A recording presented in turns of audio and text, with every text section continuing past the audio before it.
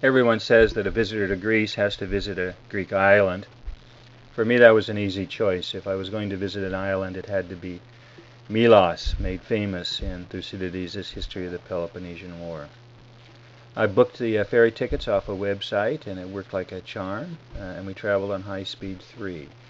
We stopped at 3 other places, including this one, Stephanos, before we landed at Melos, and there's our hotel, the Portiani.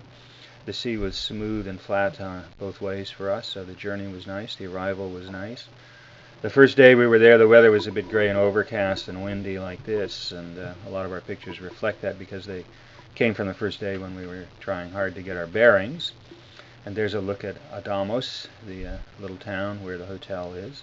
And we spent a lot of time on the balcony, so Catester did some drawing as well to capture some of the colors and shapes of the place. And we stood on the balcony and took pictures. And here's another one from across the street at one of the many restaurants, still open, but towards the end of the season.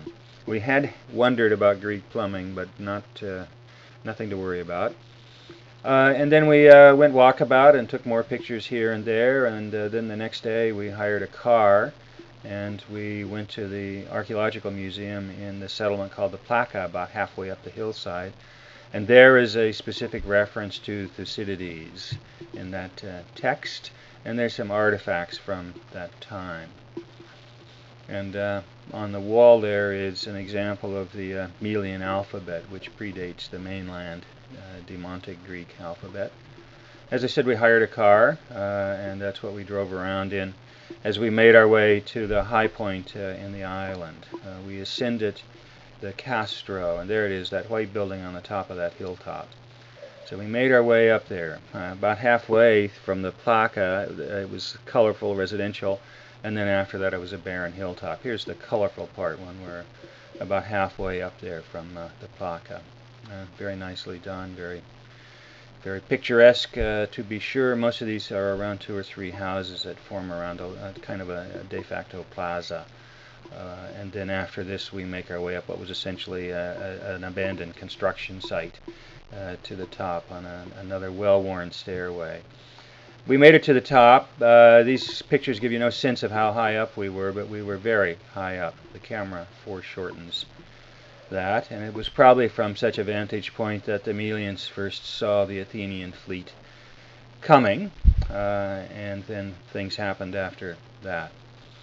Strangely enough, when we returned to the Plaka, here was this Utopia Cafe, only a beverage menu with this quotation from Thomas More outside. It wasn't open, and it wasn't going to be open during the time we were there as far as I could make out the sign, so we didn't make it inside to talk to anyone. And that's the view from the end of that little street where the cafe is.